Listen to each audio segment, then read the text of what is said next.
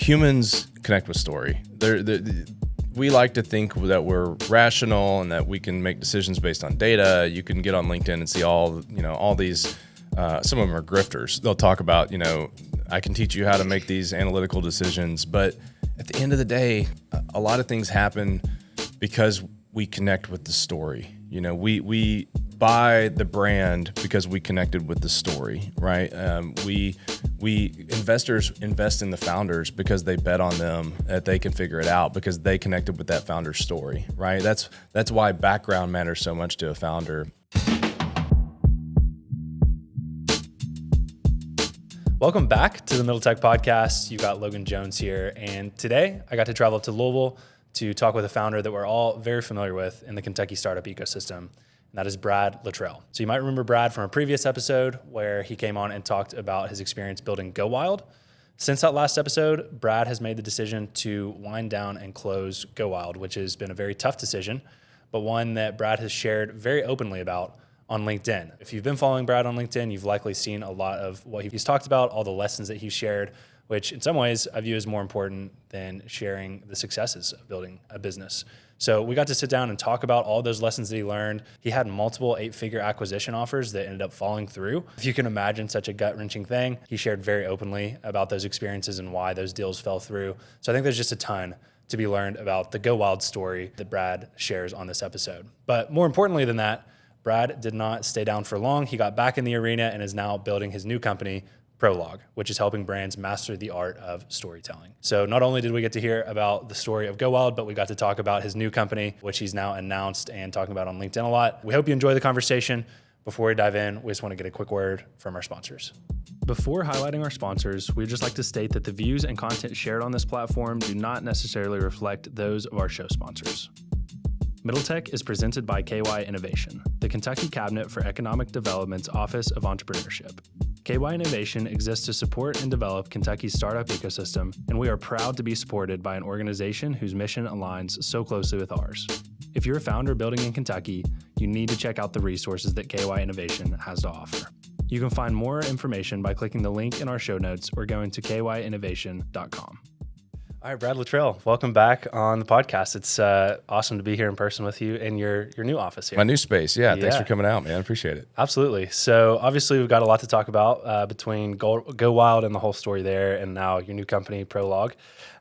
You've been on the podcast before, so people should know about GoWild, but just in case they missed those episodes, if you wouldn't mind just kind of summarizing what GoWild was before we get into the whole story of everything, I think that'd be helpful. Yeah, man, of course. So GoWild started when I realized there was an opportunity to build a community for outdoorsmen, sportsmen, hunters, anglers. It kind of reached out from there, but that was really the core. And we saw in 2016 that Facebook, that was a very polarized time in social media. At the time, it was the most polarized. I think COVID came around and proved us that it could get worse, and it did. Yeah. But 2016, if you think back, it was the Trump-Hillary election. And, things were just getting further and further away. There was no center, right? And we saw this happening with hunters where they were being harassed really for what they do. And Facebook wasn't doing anything about it. So we made a prediction that if Facebook wasn't moderating the trolls on these kinds of accounts, that was eventually going to play out in how they looked at moderating for businesses. So that was the big bet. We can build a community and we can lay on top of this advertising. That was my background. And we knew we could monetize from there, but that was the first go. So we started building this community, and things were going great on the advertising side, and then COVID hit. And then we had about $500,000 in our pipeline from trade show, and not all that was going to land, but sure. we were really confident in at least $300,000 in it. We had like a $50,000 pilot, just a pilot from one of the bigger brands in the industry. All that went away. And so in March of 2020, we're looking at all these brands that have dipped out. Some of them even canceled written contracts that we had with them. And some of them, our contact at these companies got laid off, during COVID. And all of a sudden, there were people that were left were like, we'll come back in June. Well, they didn't come back in June. Advertising was dead for a while. And so I remember sitting around a table in August with our team, and we said, look, we can't raise, and we can't we can't raise without a business model. We're struggling to raise right now because of COVID. I ended up raising on a 14-month funding round to save the company because you had to, right? Yeah. We lost $750,000 almost overnight because of COVID. I had $1.1 million committed, and it just eroded away because when the market dropped, all these angel investors weren't liquid anymore, and or they got scared. And one of our biggest investors who had committed to a round that was getting ready to close. Literally, I was 2 weeks away from getting this money when they called me and they said I can't do it. So we had to figure out a new way to proceed. So we ended up figuring out, it's like, well, we have all the data that we were using to target ads. Why don't we just use that data to sell people ourselves? Instead of making you click through to another site to buy, let's try to do it with us. So we launched an e-commerce product into GoWild. We were absolutely terrible at it for a while. We had no idea what we were doing. It bombed. It was broken for 9 days. You couldn't even check out, and we didn't know because the order volume was so low that like we were getting a couple orders a month, right? Like it was bad. We ended up figuring it out though. By March of 21, we had it started to click, and one of our brands emailed us one day and they said, "What the hell are you guys doing?" We're like, well, "What do you mean?" We're kind of thinking that something's bad. They're like, "No. You just started out selling our Amazon. What is going on?" And so it started to click. We started to get traction. Brands started to believe in us. We started onboarding bigger distributors. That way we could drop ship, tens of thousands of products at a time instead of getting a catalog of like 500 to 1,000 products. And before you knew it, we were shipping from 50 warehouses across the country. We hit $1 million in revenue in, I don't remember which, I'm getting my years. I'd have to I think it was in 22. And then, it felt like we were off to the races. And I remember the first $10,000 day that we had and in peak season, and I'm like, this is it. We figured it out. Yeah. Like our return on ad spend was crazy. We were getting like $7 back, right, on our return on ad spend. So every dollar we put in, we get $7. And then the market started collapsing. And so what happened because of COVID, all of a sudden some of these categories popped. Fishing popped 40% in participation. So these brands predict like 8 to 12% of growth. And so they order enough product to cover that, right? They don't want to get too much because there's always new product coming in. There's new releases, just like with cars. So the new products come in, and they don't want to be sitting with a lot of inventory.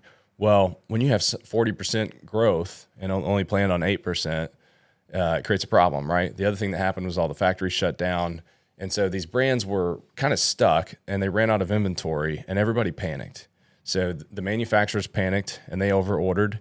They pressured their retailers to order sometimes 12 to 15 months ahead of time because the lag in getting product, you remember all the shipping disasters that were going on. A shipping container went from like, I think this is right, I think it was like $6,000 to $40,000 or something like that. It was crazy, right? Everything got much more expensive. It was harder to get things over. And so everybody overordered gear. And this, we're still seeing this play out in the outdoor space, but what caught up to us was in 23, the mass liquidation of product really hurt us. We were a drop shipper, we were a retailer, and retailers felt it the most because these manufacturers were discounting their own inventory. So when you as a consumer went online and Googled, you want to buy this very specific product, you're not too loyal to the retailer. And that was a problem we thought we had that figured out. But when prices started going through the floor, we realized we didn't. And it also impacted our media buying strategy because we were buying only when we could price compete. And it got to a point to where we couldn't compete on anything. Like literally most of our catalog you could find cheaper through the manufacturers because they were all trying to mass liquidate.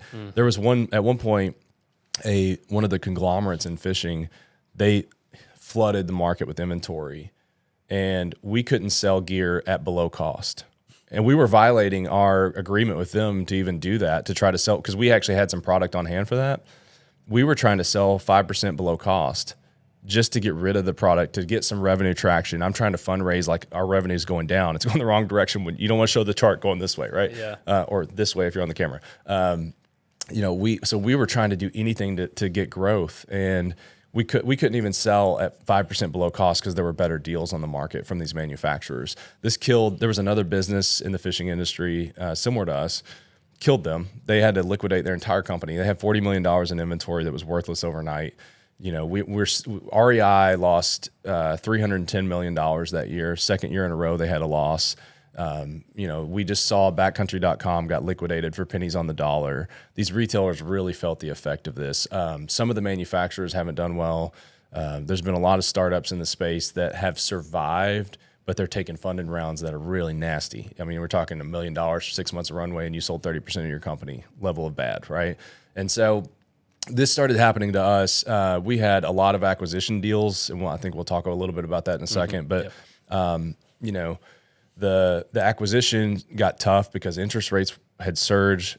Cost had surged. Inflation cost us in one particular acquisition. That was the reason we lost the deal, was because the acquirer's cost had surged so much, and so everything just started unraveling. And it was an 18-month downward spiral of trying to save the company, trying to figure a way through. And we thought we had it with a couple things we were doing. I believed up until the moment it was clear we were done, which was April of 24.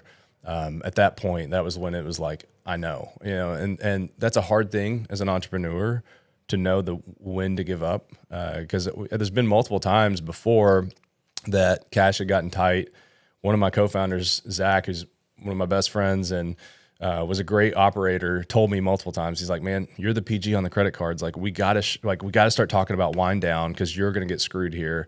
And I just pushed him off, and we figured it out. And sometimes it was down to the 11th hour, to where literally, like, one time we were getting ready to lay off the team the next day, and I figured it out. Like, we were down to that level of close. And, it was just a very tumultuous time. And, to think of where we went at the top of thinking, $10,000 days and thinking we're getting ready to sell for $40 million, to this decline to where it's worth $0. We couldn't even sell in a distressed situation because of the market and the situation we were in. So that's the 5-minute version of my journey with GoWild. It's kind of crazy to summarize 7 or 8 years of work into that, but I mean, that's the nutshell of what happened. Yeah, and we'll talk about more of the details there. I definitely want to, just your perspective on being presented with like what seems like such an incredible opportunity, and then watching that kind of crumble in front of you, I'm sure has just built some mental fortitude that you've expressed on social media that I really want to make sure we kind of dive into, because I think we talk all the time on this podcast about the successes of entrepreneurship and, getting started and building things up. But we try our best to talk about the failure stories, but a lot of times people don't want to be as vulnerable because it's hard. And one of the things I want to commend you for is the way you've shared and the way you've been a very good storyteller on social media. For those that don't follow Brad on LinkedIn, you definitely should. Your LinkedIn is fantastic, especially if you're business minded. And I just wanted to ask specifically around storytelling, because this is going to kind of lead into the business you're starting now. You've done a fantastic job storytelling throughout the whole thing with GoWild, when it was going well, when it started not going so well, when you were faced with all of these challenges, and then when you ultimately had to wind it down. Just talk a little bit about what storytelling means to you and why you chose to do that, and what impact that had throughout all of this. Yeah, I mean, humans connect with story. We like to think that we're rational and that we can make decisions based on data. You can get on LinkedIn and see all these, some of them are grifters. They'll talk about, I can teach you how to make these analytical decisions. But at the end of the day, a lot of things happen because we connect with the story. We buy the brand because we connected with the story, right? Investors invest in the founders because they bet on them that they can figure it out, because they connected with that founder's story, right? That's why background matters so much to a founder. There's a good story there, that they've told a good story, presented themselves really well. The people who pitch purely on numbers or don't have that vision, they can't tell the story of that vision, they struggle. So for us, all along the way, we did a really good job of storytelling and telling what we wanted to do. And a lot of this was aspirational. I mean, honestly, the company did not hit the revenue that I wanted multiple times. There were multiple years where I thought, we were growing at 3x most years, but I thought we should be doing more as the type of company we were trying to build. But we went through a lot of adversity, right? Like, it's a lot of macro stuff that you had no control over. I mean, it's things that were hard to predict. Now, I think if I came into a COVID-like situation, I've now been through the Great Recession in my career, and I've been through COVID. And COVID kind of gave you a double dip, because there was a bust, a boom, and then a bust, right? There was this bell curve that happened. upside down bell curve and then a bell curve and then the other end of it, right? But all along the way, telling the story, it got us the investor, it got us the partners, it got us the community. And honestly, a lot of what we were trying to do was even using that on down to our product pages, telling you the story of the product, right? And I've heard from countless people in the industry, like GoWild had the best product pages in the industry because you could tell that product story. You could see that product used in the field. That's what we did really well, was combine this social commerce in a way that you still can't do on these other platforms. I mean, what Instagram and TikTok are doing now is there's elements of it that are far better than what we were doing with the resources they have. But there's the storytelling side of it. We were better. We had data that just none of these companies captured because we had that unique functionality to our audience. So we were able to tell, like, if you were looking for binoculars, if you're coming into this new, it's really hard to know, like, well, are these better for turkey hunting, deer hunting, or elk hunting? We had the data. We would tell you, like, hey, this is most often bought for whitetail. Cabela's didn't do that. Bass Pro didn't do that. Academy Sports didn't do that. Walmart didn't do that. Amazon didn't do that. You could get that with us. You know, we were really leaning into telling that story, and it worked. I mean, our customers love that. At the end of the day, you know, we ended up not adapting fast enough to what was a really rapidly changing environment. And, you know, like I said, REI lost $310 million. Backcountry, these are some of the biggest players that had decades of experience in the space and being on e-com. And, you know, I look at our business, and I know one of the founder that fishing business I was talking about, like, I don't know, I'm not trying to say I wasn't at fault, but like there was just a lot of stuff happened at once, right? But I think the story kept us in it for even longer than we probably should have been. You know, there were all along the way on the funding, you know, we would tell the story of what we were working on to That's just part of it, and that's but it's got to be for a purpose. It just can't be an emotional release. If it is, Okay, it's not the most productive thing. And so, what the heck is it doing here? you know, it's a great question. It's definitely a part of. That was my ex that just decided to start playing. All right, I'm gonna turn that off so that doesn't happen again. I think I know where I was at. Sorry about that. It's all good, man. You know, all along the way with the funding, we were doing a really good job of telling investors, you know, that story, that what we were working on, what we were trying to do. They could see the vision. And so we would launch a funding round, and a lot of times I would get $300,000, $400,000, $500,000 of commitments because they saw every month in the emails, or every quarter when we switched to quarterly, they saw what we were doing, and the story got us there. My team would go to trade shows. They always made fun of me for this, but I wouldn't even be in the meeting sometimes. And the brand partner would know what we were doing. They say, I love following Brad on LinkedIn. They knew what we were trying to do because they followed me on LinkedIn. And you know, you've seen my content. I don't sell. You haven't seen me post once about my new company asking you to be a client, because I don't do that. I didn't do that with GoWild. You know, I would talk about what we were building, why we were building it, how we were building it, but I never told anybody to come over and try it out, right? Like that wasn't what we were about, because that's a persuasion post, right? Like there's really 4 different ways you can post on social media that work. You know, you can educate, you can entertain, you can inspire, and you can have persuasion posts. A lot of people only do persuasion posts, and there's really multiple ways you can persuade. You can come in and try to hard sell, which is what most people do. Mm-hmm. When I do persuasion posts, I'll talk about the product and all the features it has. I won't even have a CTA. Like I won't even tell you to come download the product. I will maybe put it in the comments, and it's subtle, right? But that's what connects with people. You know, is you know, constantly laying that groundwork when they can see your vision. It works on investors. It works on clients. It works on team. I had people. Braden Ware, I don't think he'd mind me telling you. He saw what we were building. I ran into him at a coffee shop, and he came up to me and introduced himself, and we ended up. I think he messaged me on LinkedIn afterwards. And I didn't even have a spot. And he's like, I want to work for you. I see what you're doing, and I want to be a part of it. Jacob Knight came to work for us in the same way.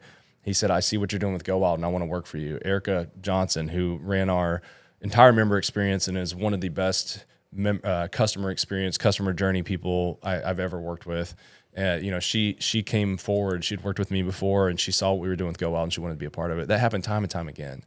So you can't, you know, so many people think that all of their marketing content, all of their story efforts are to tell you what we do, to promote, to sell.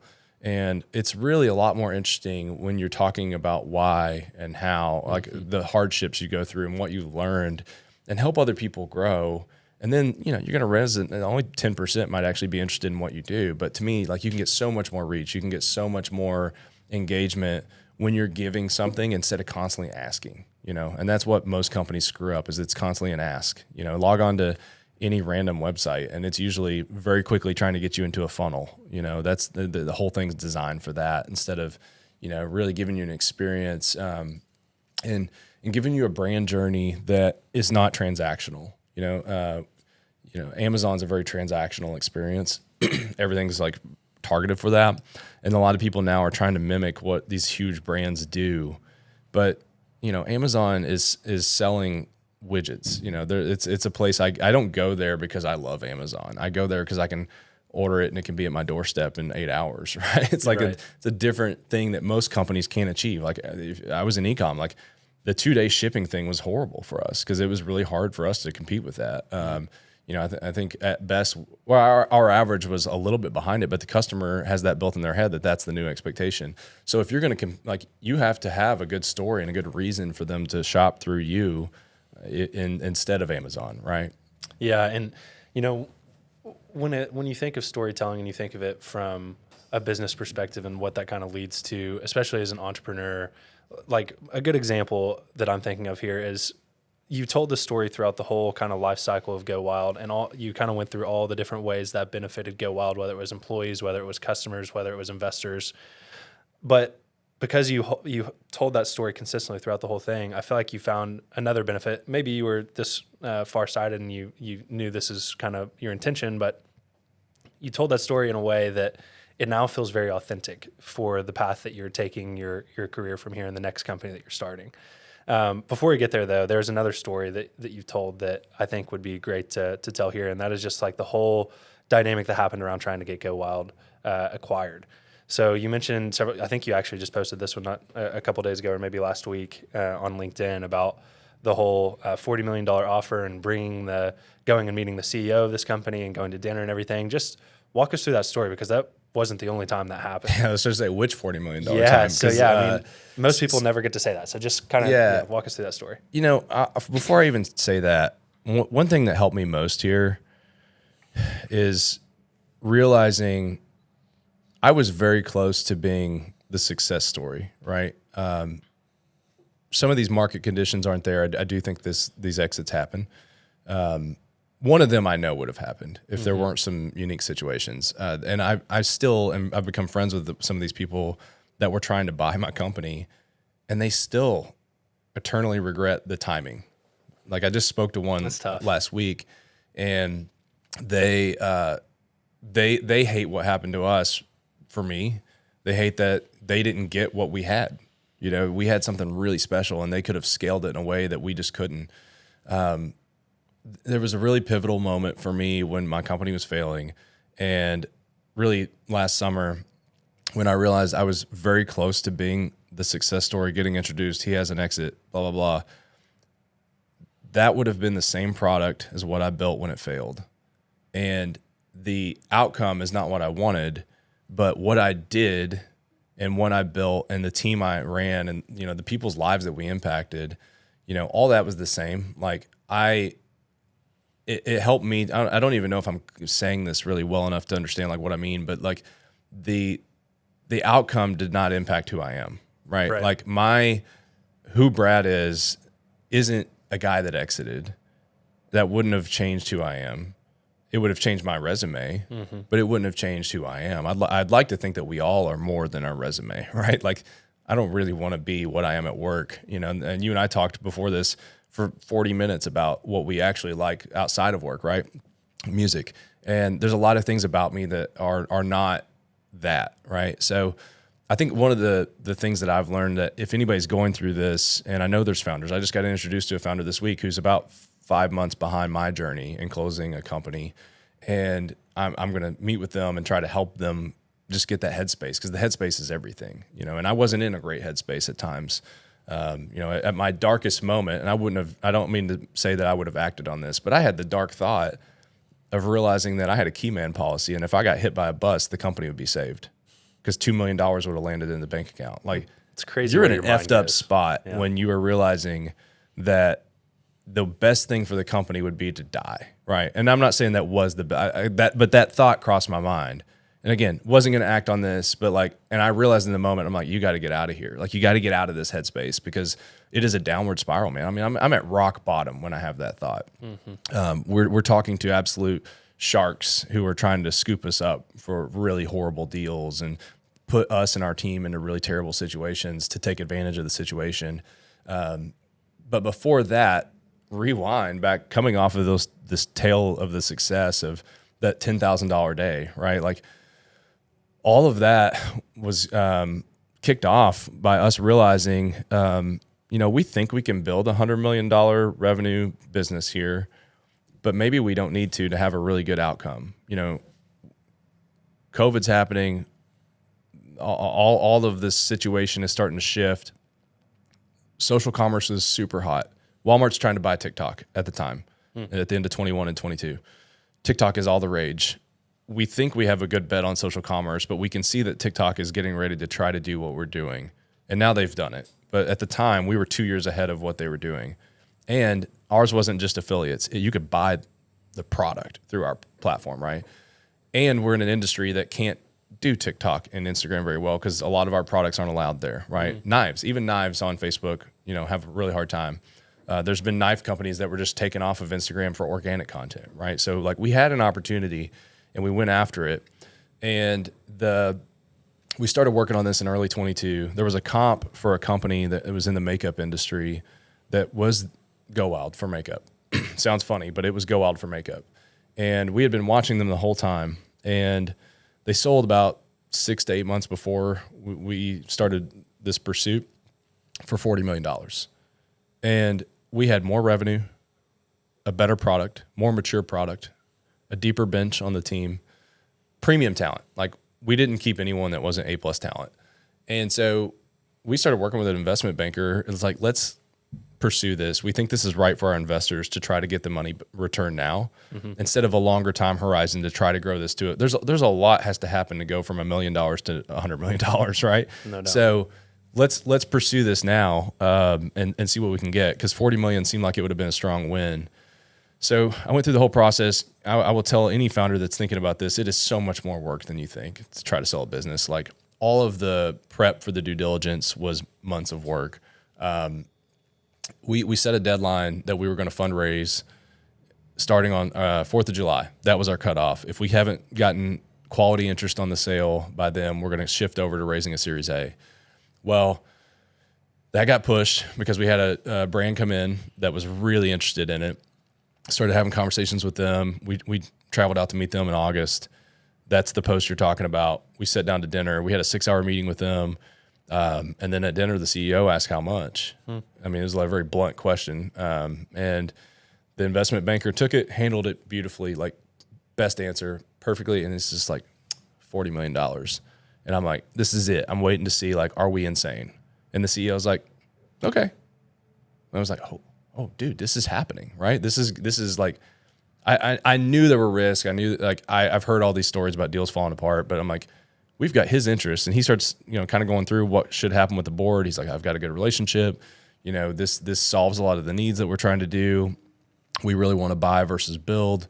We had a adjacent community to them, to what they were trying to do. They would have expanded that, but we leave the dinner, we go out, we go to a bar, and like, this is crazy. It's kind of like celebration. Yeah, celebration. Like, we knew it was premature, but like, it felt like it had momentum. And just to zoom in on kind of your personal, perspective on this as well, I'm sure that would have meant a really healthy, exit for you personally as well. I own 25% of the company. Okay, well, there you go. So just to give listeners an idea of, put yourself in that shoes. You hear $40 million, you're doing the math in your head. You're like, oh, this is a life-changing exit for me. Yeah. I just wanted to kind of, Yeah, and I mean, honestly, like in hindsight, I can now see, like, a lot of the funding rounds we did, I should have owned more. I just did a poor job in the early funding rounds of I didn't know how to raise money. The first time somebody asked me if it was pre-money or post, I was like, I don't know what that even means. I started Googling like one of my first things was how to raise money for an idea because I had no idea. I like, Right. you know, and we ended up raising $8 million. I think we've probably raised more than, I mean, from what I've seen publicly over that time period, we probably raised more than most companies in Kentucky. There's a few like the Climate Visions and like these huge rounds, you know, Demetrius Gray, what he did, which was incredible. But I mean, most people here raise a couple million and you get stuck. You get stuck here because there's nobody that can lead a Series A in Kentucky, a proper you gotta one. go elsewhere. You got to go elsewhere, which is why we see companies leave. And so we did it though. We raised $8 million, not out of Kentucky. We raised it across investors, mostly from Texas up through Michigan and, you know, some here and there. Not a lot of coastal money though. And so it would have been, that was part of the motive was like, I would have made a lot of money. Yeah. Like I said, 25%, not of 40 million. There's some things that impact the waterfall there, but, you know, it was a nice chunk.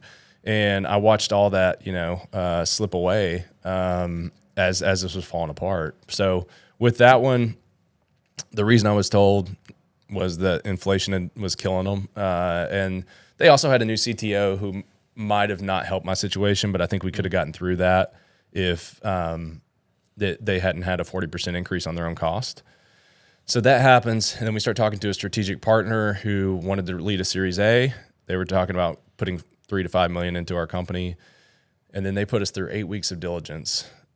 8 weeks, man. And we were all in on this. It was taking a lot of our time. And then all of a sudden, you know, that didn't happen. They pulled out last minute. They gave us some really, in my opinion, a BS excuse. And I told them as much. And I told them, like, we got dragged along on this deal. Mm-hmm. And then 2 weeks later, their CEO got fired. And this is a publicly traded company, a massive company.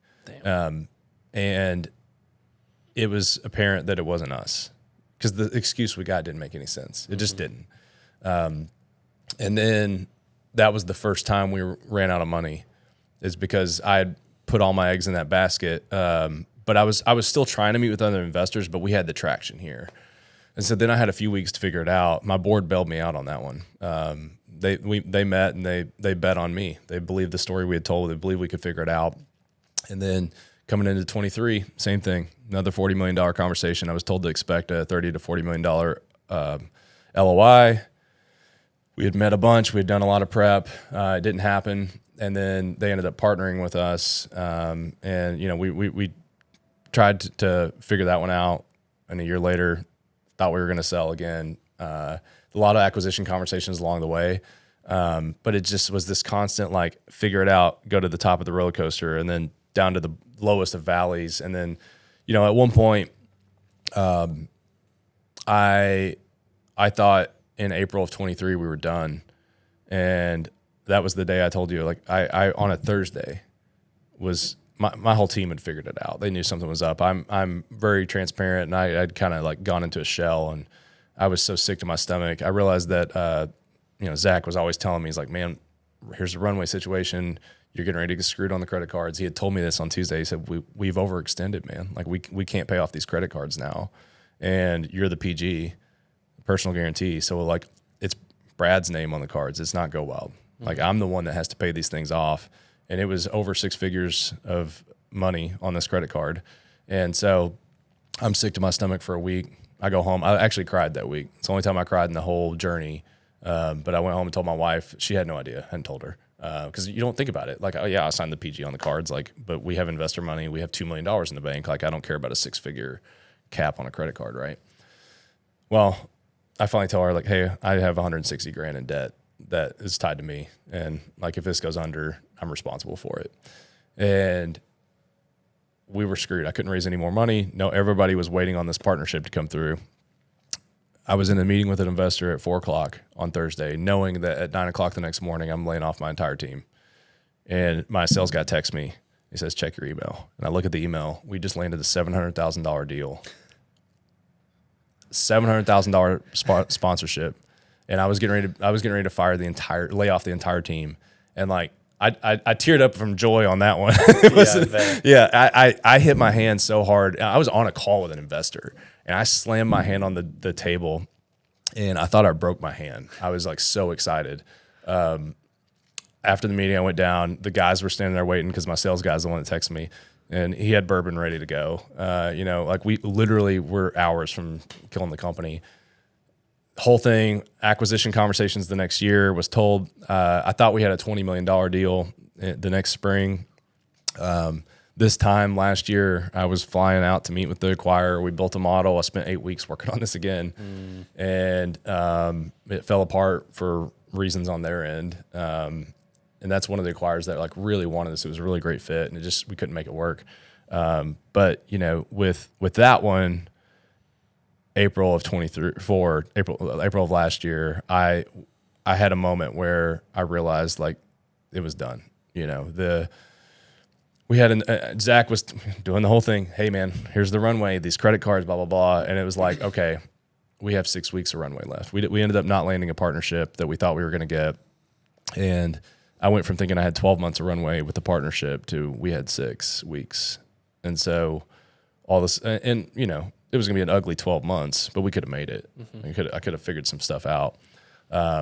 But that was it, you know? And then I went into the summer and everybody was gone and I was still in that office and I was trying to do distressed sales to PE roll-ups to people who were trying to shark us. And, you know, nothing meaningful came out of that. But by the end of summer in September, actually, I made like my decision. I was like, I'm done. I just can't, there's nothing left. Like, I think I've given more than most founders would have at this point. I've heard a lot of stories of people walking away, and I didn't walk away, man. Like I sacrificed my personal income, my family's well-being. Like, I put everything I had into it at the end. And investors, I had a lot of them tell me like, you know, I can't be mad because you really gave this a go to try to figure out something that would have gotten some of my money back. But we lost $8 million.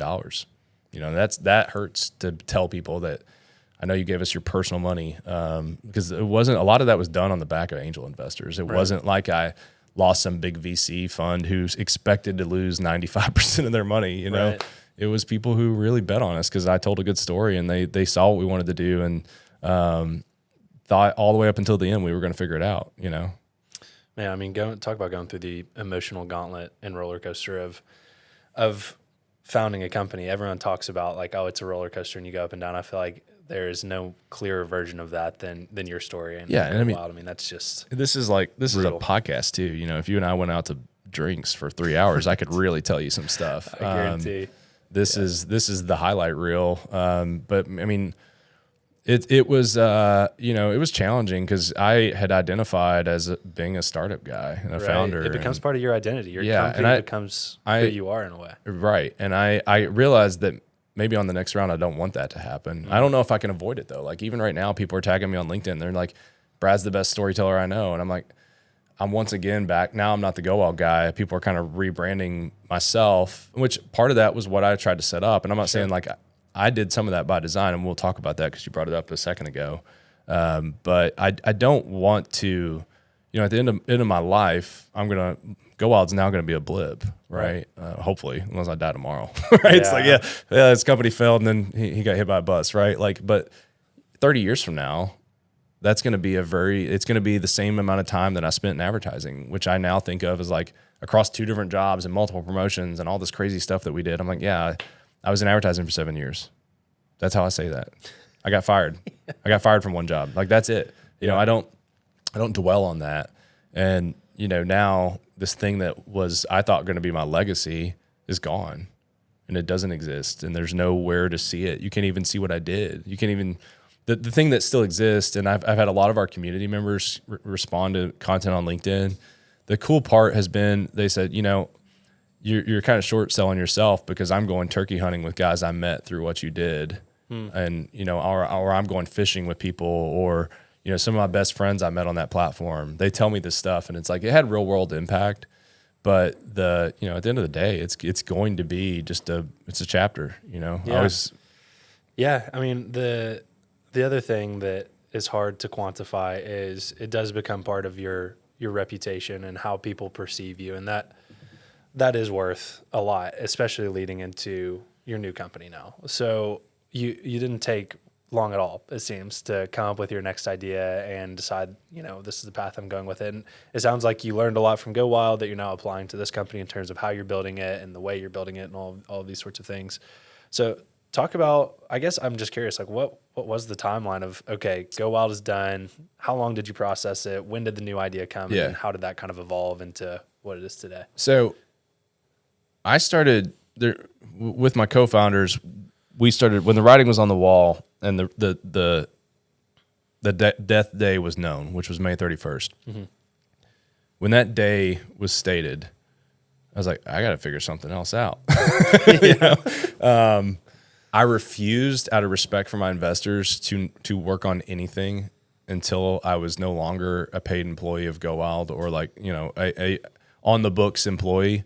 Once the company shut down in May, I started thinking about it. So at the end of May, I kind of had this agreement with my board that I would work on maybe selling the company distressed over the summer. And one of my board members, Jack Danahy's a great mentor to me, become a dear friend, almost like my second dad. I've talked to him so much over the last few years, and he's been a huge help to me. And Jack really encouraged me. He's like, I think you'll be fine if you consult. He kept pushing me, like, you are going to crush this if you just try it. And then that'll give you some freedom to figure out what happens with GoWild and this, if there's a next chapter. And so I took Jack's advice, and I was like, I threw it up on LinkedIn, just one post. I didn't want to over promote. I honestly was in a weird funk. I wasn't posting a lot because, like, what do you do? Yeah. I can't. The thing that founders get trapped in, a lot of them can't tell these stories because they still got hope. And when you still have hope, you can't tell people how screwed up things are, right? Because nobody wants to come and work with a screwed up company. So you have to go out and put on a good smile. You have to hope that you can figure it out. If you don't, you're not going to be able to pay off the credit cards, right? If I'd gone out and been like, hey, we're a total disaster, come and partner with us, I never would have gotten the $700,000 ad deal. So there's an element of that is unfortunately by design.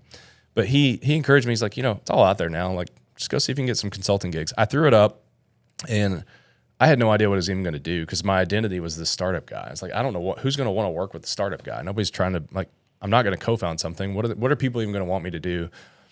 I think it was 38 leads off of that, like comments, inbox, text, emails, and I was really surprised by it. And I turned down most of it. I ended up working with like 3 or 4 of those companies, and I started consulting as I was trying to wind things down. And then I actually, I posted a little bit about this, but I haven't really shared this story. But I started working on another company in June, and I started researching it. I spent 90 days, doing what I do. Like, this is where I know how to start a company. I figured out the legal structure I wanted to do, had some people I was going to work with, had the idea, I had the name chosen, I had the product, I had done product interviews with potential customers, I had researched the platform I was going to build on, and this whole thing was going to be this tech company. It was a SaaS company. I built out a model that I was pretty confident in. I've done that a lot over the last few years, and we were pretty dead on with a lot of our predictions most of the time. So I was like, I'm pretty sure I could go full time with this in 12 to 18 months. And then I can start to bring on the team. We had a great product, and I think someone will build this product eventually. But we ended up, I got down to I'd done all the homework. I knew what I wanted to do. I'd bought the URLs, all that stuff. And the next thing was to form the company. And I was going to go get the address at the post office box so that I could use that to file for the company. And that was like the first hard expense I was getting ready to do after all this homework. And I had this moment of like, I don't want to do this. Like, this is what happened to the startup that got me fired. We didn't talk about that, but like, I got fired over a side hustle one time, and I ended up just giving it up because I wanted to build a data company for restaurant analytics, and I was like, I don't care about this. Like, I don't want to do that. I'm not going to stay up late. I realized that along the way. I was really having to make myself do it, and with GoWild, like, I'd put my kids to bed and I'd work until 1 a.m. because I really liked it. Right. And like, I had a hard time shutting it off because I wanted to. Everybody talks about the grind, and like, yeah, it was a grind. I'd wake up at 5 a.m. and work on my product until I went into work at 9. But I loved it. And it wasn't grinding me up internally. I enjoyed it. And then with this new one, I just didn't. And so in August, I decided I don't want to found this new company. And then in September, board voted to shut GoWild down formally, like the entity. And so I started working on that. And then that's when I was like, I have consulting clients falling on top of me. Like, I was not trying to get them, but I had grown it into like by the end of summer, I was making more money than I've ever made. And I'm not I don't say that to brag, but like contextually here, I'm like, I could do something with this. And so I started thinking about what that would be. And at first I was like, I'll just start a consulting firm. And I got to thinking about that. I was like, that does not excite me. Like literally snooze fest. I've done the agency thing, and I just like, for me personally, I wanted to build a brand, and that's what I'm good at that, right? Like I know I can do that well. So Prologue, the realization of it came in September. I think I came up with the name in October. Name journeys are always hilarious. Like it's so hard, right? Like I've done this a bunch. I used to name other companies in the agency side. I came up with a name for GoWild. And you just know when you got it, and I knew I didn't have it. I finally got, Prologue happens, it clicks. You know, I'd been saying for 3 years, I'd been saying, what's past this Prologue? And meaning that, you know, it's a quote from the Tempest Shakespeare play, which I'll admit, I have not even read. Used to read some Shakespeare in high school, like, but yeah. I picked up on this quote from Jack Carr, who writes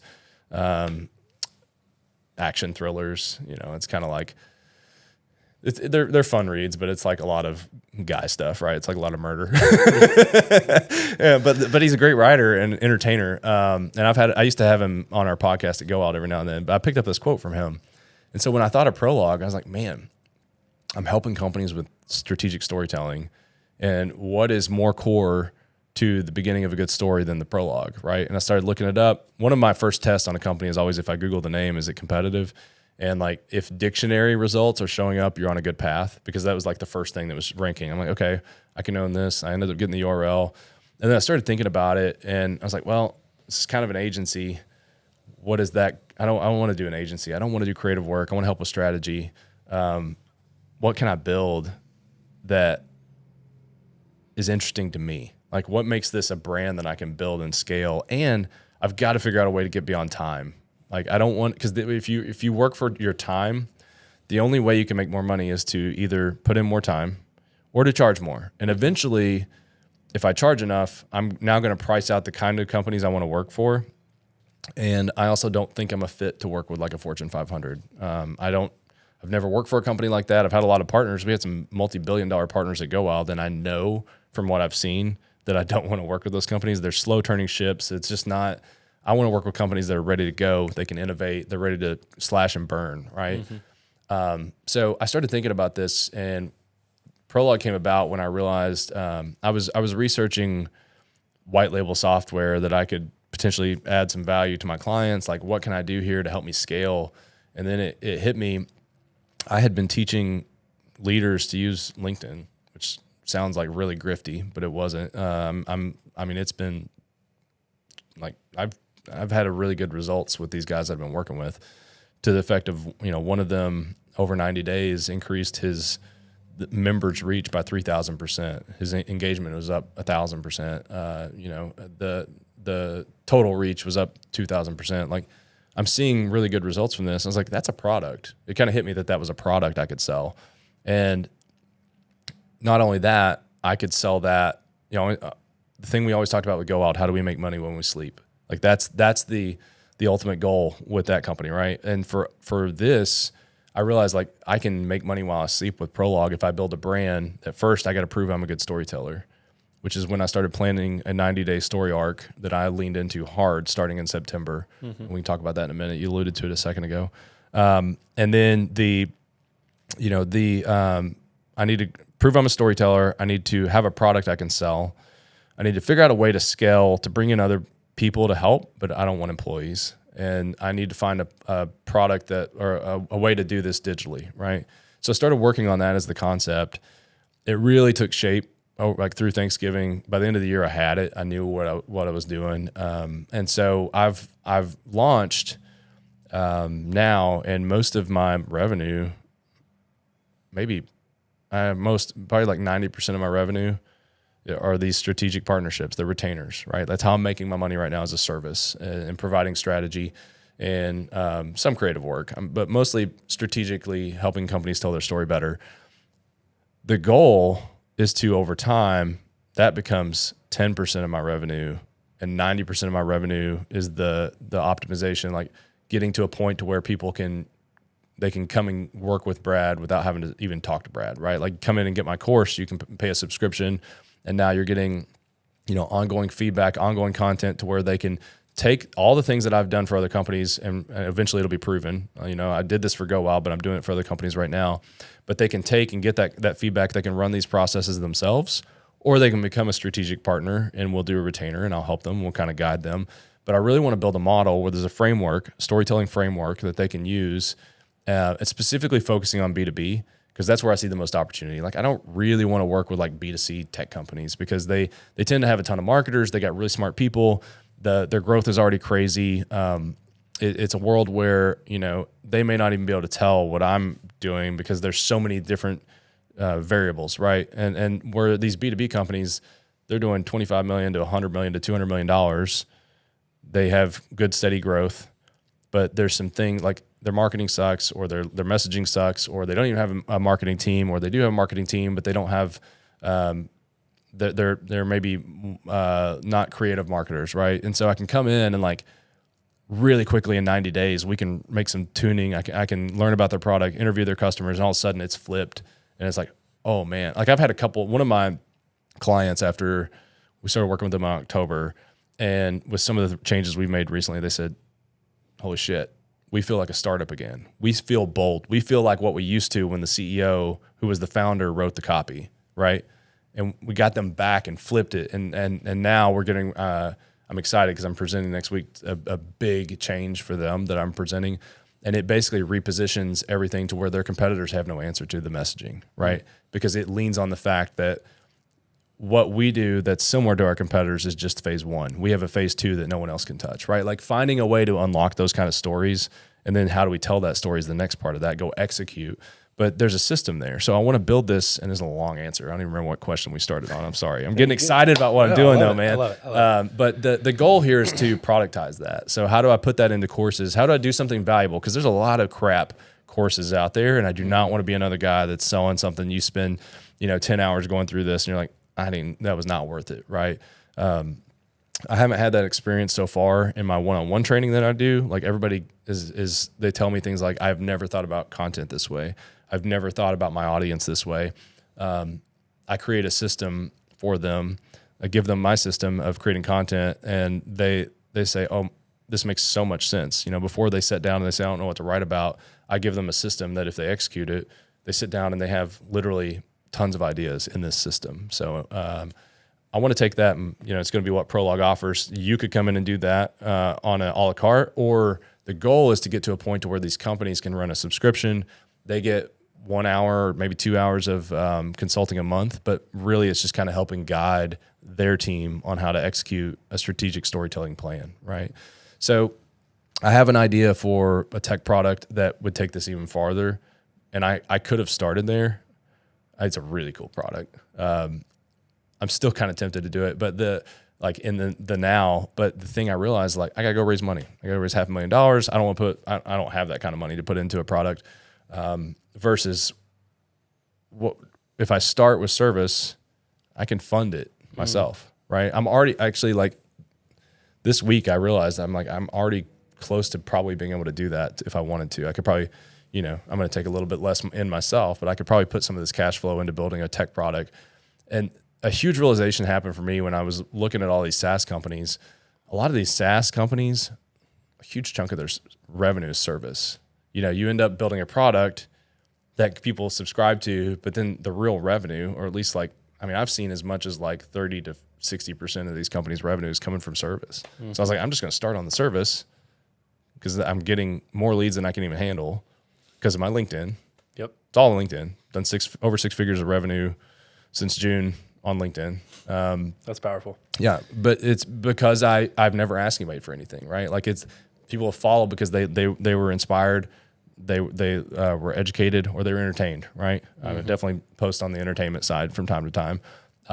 But when they started seeing that I could help them learn how to do that, they came forward, right? So that's what I'm doing with Prologue. It's a strategic storytelling company. So when you're thinking of building another business, you're now back in the founder saddle. Didn't take you long to get there. It seems like it doesn't seem like you are building this in a completely different way than you built GoWild. So, you called out one specifically right there. You're not raising capital to do it. And that was one of your posts that you were kind of vocal about, like, I'm not raising capital, and here's why I made that decision. I think that's kind of a narrative switch for a second time founder. Is like you go through the gauntlet of raising capital and you give up control of your business, and then the second time you do it, you're like, I'm a little bit more hesitant to do that. Just talk about like where that kind of mindset or that decision to do that came from, and how that pairs with how you're building this business. Because you kind of hit on it there, but just to double click on that a little bit. Yeah, the old adage was you need 6 months to do a funding round. We were really good at times, and we raised faster than that many times. I mean, we were in an accelerator, and I launched a funding round via email before demo day. 2 weeks before demo day, we had $800,000 secured, 850. I don't know. We set the record for the accelerator for the most raised prior to demo day off of a round launch. We beat it by like $100,000, and it was it was easier at that point. There was a point after COVID where funding was really easy. You could throw a term sheet in the air and you could get money. We're not in that world right now. 6 months is a joke. Like most founders are going to take longer than 6 months. And it's really hard. A lot of investors are still sitting tight, especially in this area. We have to be careful here about what we read in the news, because whatever the coastal investors are doing, our investors may never do. And if they do pick up, like some of these coastal investors seem to be, which a lot of that's in AI and it's biased, right? It's like totally slanting the opinion of funding. At one point, I remember a couple years ago, once AI hit, it's like investing's back. And there was this huge multi-billion-dollar stat, and it's like 50% of it was all like open AI, right? It's like, of the cash that had hit that quarter or whatever.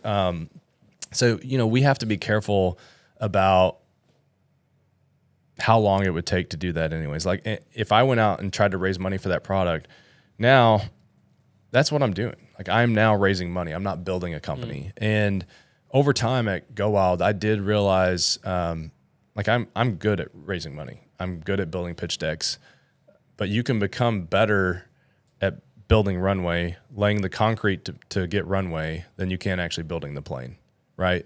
And at some point, like we went through, if markets shift and that what you were good at before, which was the runway, if that changes and you haven't figured out how to get the plane built, which is profitability, it all comes crashing down, right? So you have to, you're constantly juggling this, and any founder will tell you, and I know lots of local founders here who have been through this, but also like just any founder I've talked to, when you raise money, you are all in on raising money. One of my clients right now is raising money, and nobody's talked to the CEO because he's neck deep in investor emails and calls and meeting with his board. And, he probably doesn't know what's going on with the company. And I've been there. I was that person. I had someone else who was basically running the GoWild product for me. I was not in the meetings even. I had no idea what the day-to-day was, because I was so focused on trying to get these checks to help us survive. So, I just decided I don't want to do that anymore. I put $8,000 into this thing to get it up and running, and it was profitable in the first month, and it's a different model. It's not sexy tech. It's not sexy SaaS. It's a service-based business right now. But what's funny is it's also doing more revenue a month than a lot of these SaaS companies do in 2 years, and so now I'm in a position where I could cash flow the SaaS build, and I've got clients who are built up and would use the product. And to me, that's the I'm not saying it's more successful, because there's definitely, you can't argue against SaaS exits when they happen. Sure. But it doesn't always work out. Most of the time it doesn't, right? More often than not. More often than not. It's an interesting time to take that approach too, just considering kind of where we are in this trend line of AI, and how AI is kind of changing the dynamics of building a services business, because you can now just do a lot more with a lot less, like these LLM models. So I'm curious, is that playing into kind of how you picture the future of this company? Like for sure, I'm sure you're kind of accounting for more capability through artificial intelligence. I have 8 contractors I'm working with. The one I talk to the most is AI. Like I'm using it, and it's funny because I've talked to some people who clearly haven't thought through all the use cases, but they'll say things like, well, I'm sure with all the output from Prologue that you're doing, it's all human written, right? Like you wouldn't sell AI stuff. I'm like, well, yeah, like the actual output ends up being something that I curated and crafted. But do you know how fast I can get to answers now? Like I processed 165 pages of notes the other day down into the takeaways, and it would have taken me friggin' weeks to do that, to go through, to find all the common threads from these interviews. Like I'm able to move so much faster and get so much further along with a brand. You know, I used to do this pre-AI. Like a lot of what I'm doing, I did in the agency side, on the branding side of trying to help a company find their message. Now I've got a whole different level I'm taking it to with this that runs a lot deeper. And I've also cut out all the superficial bullshit. Like there's so much stuff that agencies sell that I hate and I won't do ever. Like I have no interest in building you a $30,000 coffee table book for your branding. Like that happens all the time. But I've had a few companies come to me and they want these big branding projects, and I'm like, look, I'm not going to do it because you're not going to use it. I think it's a waste of your money. And even though I could make 30 grand off of it, like I would rather work on things that actually impact the bottom line of the business. I think that's one angle that I bring, having run a company for 8 years. And like, yeah, it went bust, but it was successful. Like we were hitting our goals. We were growing. We did something that a lot of people thought was impossible. And you know, at the time, you know, a lot of our distributors were telling us like, you guys are growing faster than any of other accounts. Like I know how to accelerate. I know how to think in profit, which we still did at GoWild, even though we were venture backed, Kentucky venture backed, right? Not like coastal. But now even I was just talking with my co-founder, Chris from GoWild, and he told me, he's like, I just did something with one of the coding tools. He said it would have taken me probably 2 weeks to do at GoWild, but I just did it in about, I think he said an hour. I believe it. An hour. Yeah. And so for me, like I'm very honest with people. Like, yeah, I'm using AI. I'm recording our meetings in AI. I don't have a secretary. You know, my secretary is Fireflies. I'm running those conversations and helping process all these interviews with AI, because now like, why use my brain power, which to like go through and try to find these common threads? Now I'll often find things from memory or my notes that the AI didn't pick up on, because I don't think it doesn't replace humans entirely. But man, for finding like common, it honestly, whenever I do this, so let me explain my process real quick. Part of how I kick off with clients, you know, to find the story, I got to talk to their customers. I got to talk to their team. I got to review their messaging. I got to review all the other crap that they paid people to do before that they never used. I can put all that in. I do all these interviews, put it all into a system, and now I've got prompts that can help pull out what I'm looking for. And now I'm able to start thinking about what are we actually trying to do here so much faster. I can actually spend my time. That's how I'm making money, you know, on the retainer side. I'm able to spend that towards things that are actually meaningful.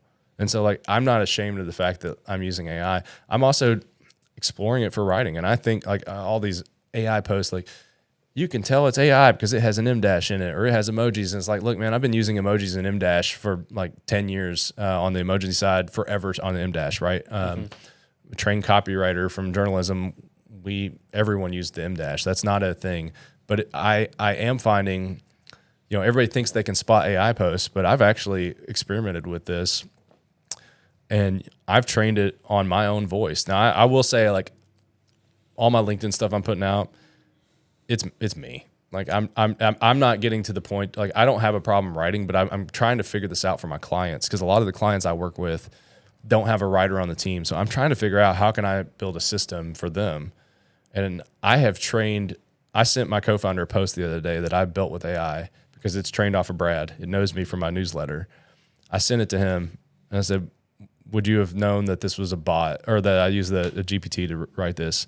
And he's like, dude, no idea. I run it through those AI detectors, no idea. Like they don't actually. I did one the other day that I took a newsletter post, ran it through to compress it down for a LinkedIn post, and I changed one thing at the end that it spit out, and just out of curiosity fed it into one of those AI detectors. And the one thing that it thought was AI was the thing I actually added. It missed it entirely. 98% of it was AI, and it thought the 2% that I wrote was actually the AI.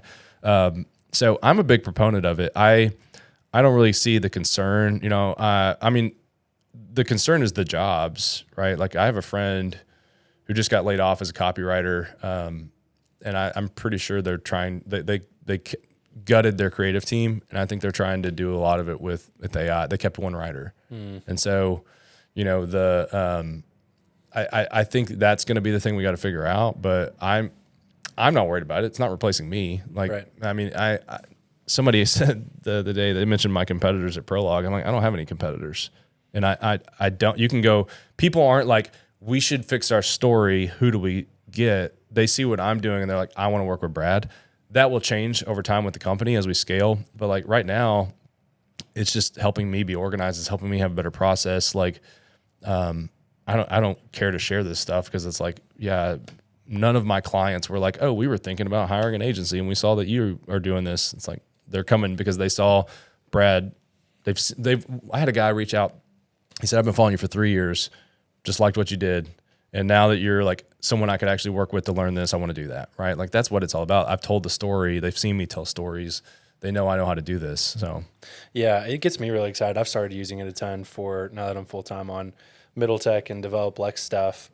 Just like on the content side, I think my favorite quote that I've heard about AI is like, you can't outsource your taste to AI. Like you still have to be the one that gives the creative direction for the AI to know what to create. So like if we're talking about creating a new like short on Instagram or TikTok or LinkedIn or whatever, it's like I need to be the one that says, okay, here's the story that people care about, and here's like the idea that we need to build scaffolding around, and then help me, write the script and like flesh this out in a way that is engaging for social media. But like you still have to direct the AI in the direction. It's all like the voice. It's your taste. There's some really cool products out there that can do voice. Oh yeah. You still got to tell what the voice is. Yeah, like for sure. And I had one thing that's been cool for me is I have 2 years of newsletters that I wrote, and because it was out there for so long, like ChatGPT knows it. I can say I'm Brad Luttrell, the guy that writes on Silicon Holler Founding Father newsletter. That's crazy. And it's like got it, and it spit out something. I did use it to write a newsletter a quick thing the other day. I have when I run for Prologue, like a consistent thread, and so all my stuff's going in there. And I was like, I got to bang this out really quick, and it knows what I'm doing at Prologue. So I was like, hey, I'm Brad. You know me. Write this in my voice. Boom. And it was like 60%. I used 60% of it. That's crazy. Yeah. One of my use cases I did the other day, we're working on, there's a big grant that the University of Kentucky is applying for, and we're helping create some content with it. And we've created like 3 different pieces of content already, just explaining here's what the grant is, here's why they're applying for it. And now we're producing kind of like one longer, more thought out, like kind of docuseries around it. And I just fed it all of the prior content and said, you're an expert on this grant. Like, how should we lay out this next one? Yeah. And it just, it gives you like that scaffolding to build around. Yeah. The scaffolding is the best way to use it. That's what I use it a lot for that. It does get me on. I have yet to use any copy. It's output for like quick hit headlines or anything like that. Like the human element of me always improves it, but it gives me a lot of ideas to like, I mean, it's what I would have done with a human in the agency side. I did this many, many years of bouncing ideas off each other. And so the more you use it, the better it gets for you. But yeah, man, I'm all in on it. I see huge potential in it. I'm currently trying to figure out, I almost want to build an internal product because I can't find anything that does exactly what I want.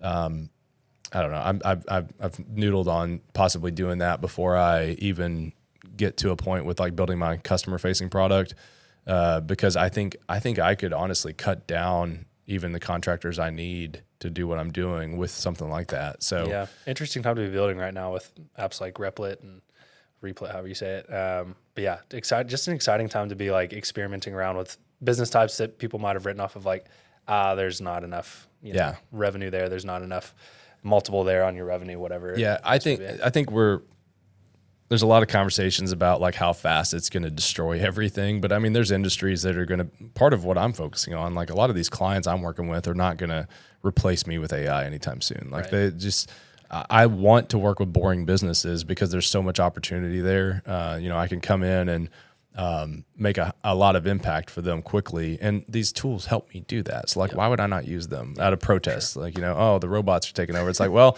then I better be friends with them, right? Like, I don't want to be the first one they nix because Yeah, no doubt. Well, as we kind of wrap up here and think towards the future, I'm curious how your definition of success has changed now that you're on your second business and it's a different style of business than GoWild. What does success look like to you over the next, 3 to 5 years? Not necessarily the end of the road success, but just as you're building this out. freedom.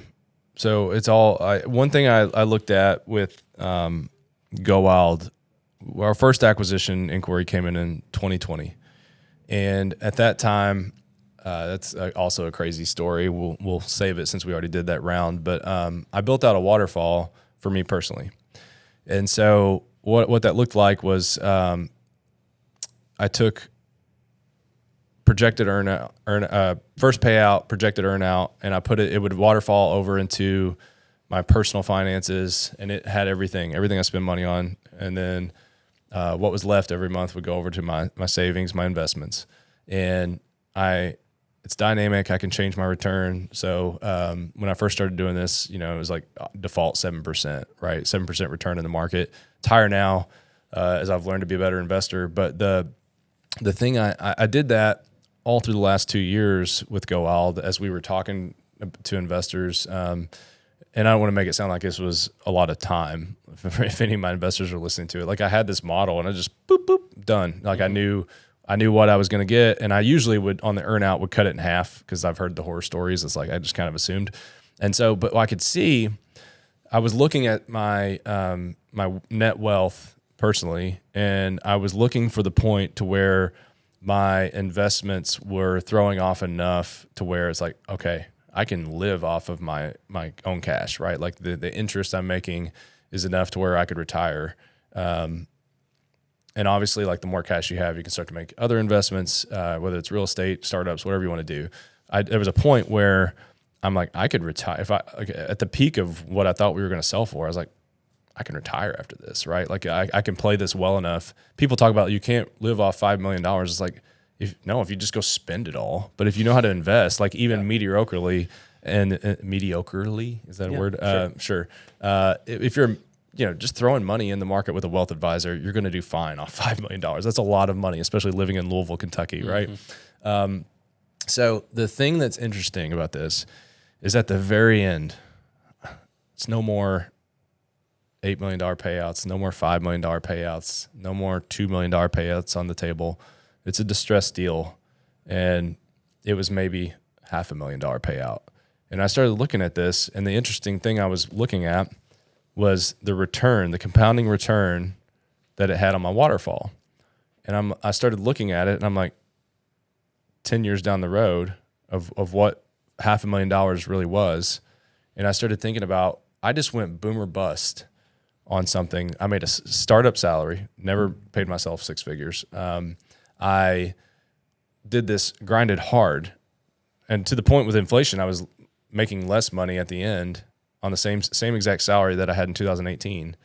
And so I'm like, I just went all in on this thing and it got nothing in return. I could go do it again, and I think I'd have a better shot at running that formula. But I'm looking at what $500,000 just did for me with the compounding efforts it could have. I should go build a company where I can make $500,000 a year, which I can very easily do with Prologue. And I mean, again, I hate saying stuff like this because I don't want to brag, but like to help people wrap their head around that, like it's very attainable next year, right? If I wanted to go nuts, I could do it this year. If I wanted to go hire like a ton of contractors, but I'm afraid of the growth. Like I don't want to get into that point to where everything's breaking, because freedom was my answer to you, right? Right now, I have the freedom. I'm in control of my time. I can come over here. I can do a 2-hour podcast whenever I want to. I can go leave early for an hour to go coach my kids' basketball team, which I did for 4 months, 3 months, whatever it was. I'm going to be able to go on vacation which I did. I did that with my family anyways, but like there's no one to answer to. So my success is getting to a point to where I have this thing humming. I'm able to, I told you I want to flip my strategic partners down from 90% of my revenue to 10. I'm working with those core, maybe I've got 2 or 3 big clients that I really like. I have a no asshole policy here. I'm not working with anybody I don't want to work with. And for me, like getting to a point where my team that's working for me is really more helping me execute my content. They're editing my course videos when I put those up. They're, editing my social videos. I don't have to deal with that. I can, but I don't want to. I'll still run my own social accounts, but I have a system in place that it's all orchestrated. Like really systems is what I'm trying to focus on now more than I've ever done before to help me stay organized, to help me have that freedom. I think I can have financial freedom with this. And it can be a slam dunk. Like it's mine to run and to take the reward, and I can do that and give my family a really nice life. Right. Versus going boom or bust again. 5 years later, I'm back in the same spot. I've just learned like, yeah, I could go make a lot more money at once, but man, the odds, the hardships you go through, I don't want to do that. I'm not saying it's wrong. It's wrong for me right now. If Prologue goes great and I end up like in 7 years not running it and someone else is manager and it's all going great and I wanted to go do that again, I might. But like my goal is to get to a point in my like early 50s where I'm kind of done. Like I can just kind of take on some projects here to keep myself entertained. I can invest and work with other founders. Like that's what I really wanted to get to with GoWild. I didn't have the dream to go off like a lot of founders. Like, oh, I'm going to start my own venture fund. Zach would joke about that all the time. I was like, stay the hell away from me. Like, I don't want anything to do with this. Once I said that the whole time, I was like, I love fundraising for getting the win of the pitch, but like everything else about it, I hate. Yeah. And I just don't want to be a part of. So that to me, like that's what I want to get to is, I think this can be a 7-figure business fairly quickly. And so that's my goal is like scaling it up into the low millions of revenue and having a lean team. At some point I may hire employees, but it's not in the short term. I really want to scale with the content and the subscriptions. If these companies could pay $1,000 a month and get everything that I do in a framework and they get some consulting time along with that, like I don't need to go out and get hundreds of subscriptions on a SaaS product like that. Like I could be really comfortable doing 20 of those and then running my strategic retainers. Yep. That's the goal. I think it's just an interesting dynamic that I've been seeing play out more just now that AI is kind of enabling just different business models that people might have overlooked before. It's becoming interesting again. So excited to watch you build out Prologue. I think it makes a ton of sense just for you, Brad, to be building that company. So excited to watch you keep sharing about it. And for those listening that want to learn more about that, where can they go? Yeah. To learn more? Honestly, the soft sell is just find me on LinkedIn. I'm just Brad Luttrell with the crystal ball emoji on my name there. So if you find me on LinkedIn, that's the best place to start. prologuestories.com is the website. The website was thrown together in like 3 weeks, and I fully don't intend to update it a ton. Like I just booked my first coaching call through the site. Like you can go through if anybody wants to work with me. One thing that was important to me was keeping some level of access to startups if they want it. I used to do these calls for free, and I would just try to help founders. But now that advice is how I make my money. So I don't want to lose my relationship with those startups. So they can book a 1-hour call and, do that through the site. You can book my content creation system through the site, but mostly the site's just there to have like pass a sniff test. I just want to give, I'm working with, I'm bringing on a consultant, a podcast strategist to help me. And he's like, hey man, we got to like update the site for SEO and stuff. And I was like, no, we don't. I don't care about any of that. I literally don't care about any of that because the leads are coming to me through LinkedIn.